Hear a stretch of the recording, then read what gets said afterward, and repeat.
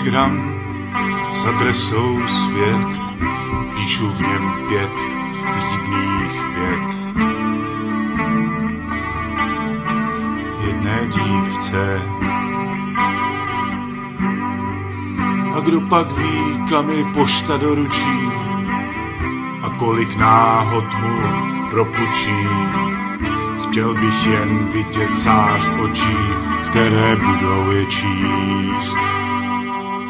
Já šel bych cestou prašnou, co nikdo nezměří. Sám jedenkrát, když plnou prašnou cinknu u dveří, bude v očích mít úžas jak Alenka z říši. I když dámy košem, až řádky bude číst. Já chtěl bych být tím listonošem, neboť jsem si jist, bude v očích mít úžas jak Alenka v říši divů.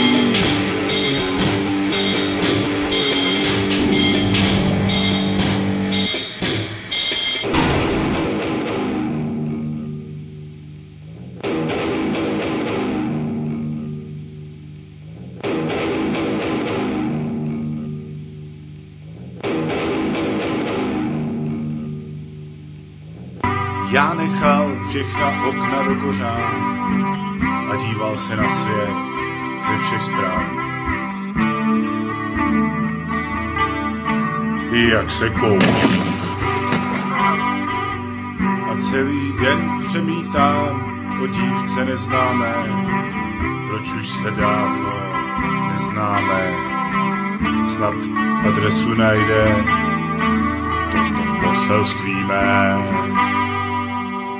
Já šel bych cestou prašnou, co nikdo nezměří. Sám jedenkrát, když plnou prašnou cinknu u dveří, bude v očích mít úžas jak Alenka v říši divů. I když dámy košem, až řádky bude číst. Já chtěl bych být tím listonošem, neboť jsem si jist, bude v očích mít úžas jak Alenka v říši divů.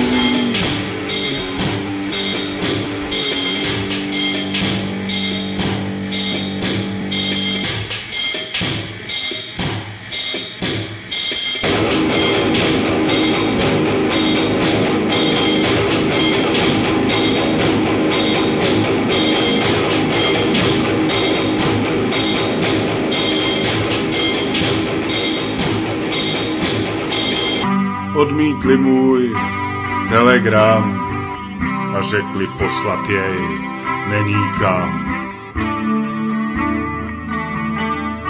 Adresa schází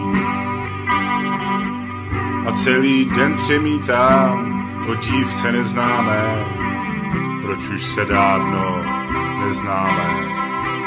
Snad adresu najde poselství mé. Já šel bych cestou prašnou, co nikdo nezměří. Sám jedenkrát, když plnou prašnou cinknu u dveří, bude v očích mít úžas jak Alenka v říši divů.